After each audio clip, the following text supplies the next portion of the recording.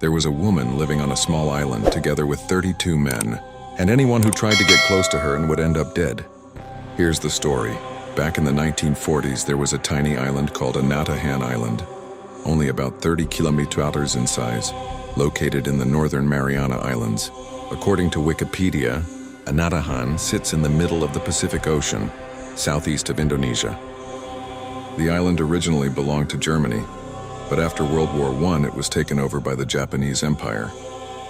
After that, Japan used Anatahan Island as a plantation and factory site for producing coconuts and sugar. They also assigned a number of civilians to work as laborers, guard the island, and handle operations. Among them was a man named Kazuko Higa, who was appointed as the factory supervisor and the person in charge. He arrived with his child, his wife, and his colleague Soichi Higa, who brought his own wife, Kazuko Higa. Life on Anatahan Island at that time was extremely harsh. The island was small, there was no electricity, communication was limited, and there was no form of entertainment at all. There were only coconut plantations, a sugar factory, and the coastline. Even so, they had to survive in the name of duty. They built basic infrastructure, maintained food supplies, operated the factory, and occasionally reported to Saipan Island, which served as the administrative center. By early 1944, World War II had reached its peak. The United States attacked Saipan, cutting off communication lines between Japan's small outlying islands, including Anatahan. The residents panicked because they had no idea what was happening in the war. Kazuko ordered everyone to flee for safety, including his family and Soichi with his wife. But when everyone left, there was one person he didn't expect to stay behind: Kazuko. Kazuko was confused when he saw that Kazuko didn't escape along with her husband. Kazuko simply said that Soichi had promised he would return. But after waiting for days, Soichi never came back.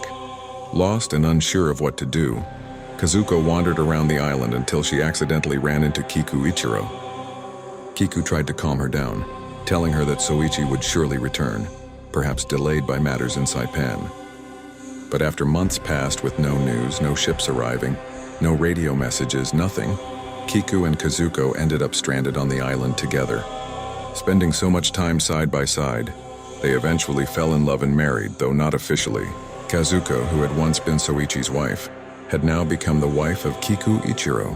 In June 1944, a Japanese warship was bombed by American forces and sank in the Pacific Ocean. Around 31 soldiers survived and swam to the nearest island, Anatahan. They encountered Kazuko and Kazuko, and the couple treated the soldiers kindly. They were given food, medicine, a place to stay, and everyone worked together to rebuild the island's infrastructure. For the first few months, life for the 33 people on the island remained peaceful, but by 1946, tension began to rise. The young soldiers started flirting with Kazuko, the only woman on the island. At first, it was harmless teasing, but over time it grew worse. Some openly tried to take Kazuko away from Kazuko.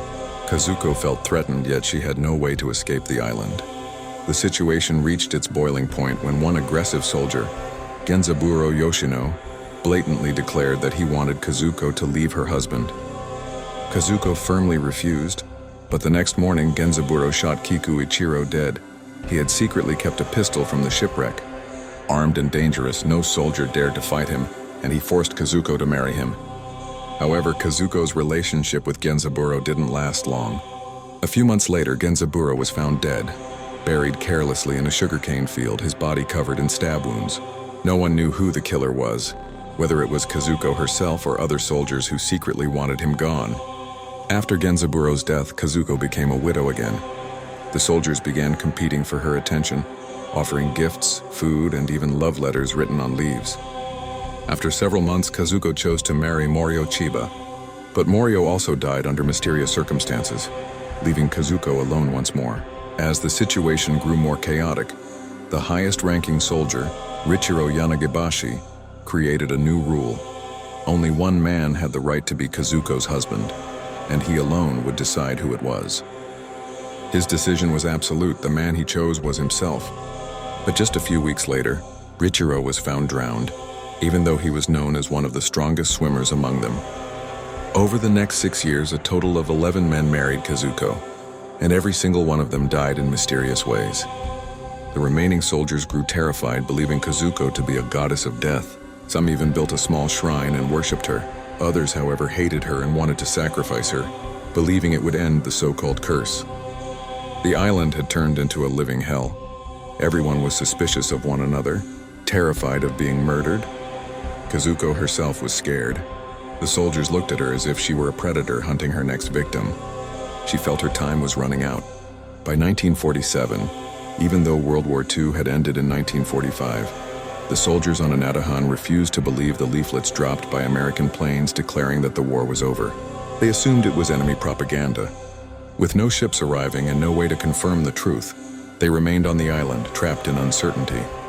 In 1951, after 4 years of living in constant fear, Kazuko finally decided to escape. While the soldiers were out hunting in the forest, she ran to the beach with only her clothes and a small amount of food. By sheer luck, an American patrol boat passed by that day. Kazuko gathered her courage, waving desperately for help. She was rescued and taken to an American military base for questioning. It was there that Kazuko learned the truth. The war had ended 6 years earlier.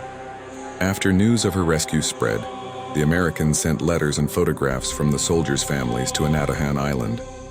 Once the soldiers saw the handwriting and images of their loved ones, they finally believed the war was truly over and agreed to return home. Of the 31 soldiers, 19 survived and were repatriated. Official records state that 12 soldiers and 1 civilian, Kiku Ichiro, died, most of them due to violence among the men. No one was prosecuted because there was no evidence proving who committed the murders. But the mystery always centered around one name, Kazuko. In 1952, Kazuko returned to Japan and instantly became a national sensation. The media portrayed her story as a haunting tragedy. Some sympathized with her, while others called her a witch or a bringer of misfortune. In 1953, her story was adapted into a film titled The Saga of Anatahan. A few years later, Kazuko returned to Okinawa and, in a surprising twist, reunited with her first husband, Soichi, the man who had left her on the island years before. They married again. But in 1956, Soichi died under mysterious circumstances shortly after reuniting with Kazuko. The cause was never determined. After that, Kazuko withdrew from the public eye. She refused interviews, avoided relationships, and lived quietly in isolation. Every man who approached Kazuko seemed to end up dead. Whether by coincidence or by curse, no one knew. In 1974, Kazuko died from a brain tumor with no husband, no close family, and no fame. She left behind a dark legend remembered as the Woman of Anatahan.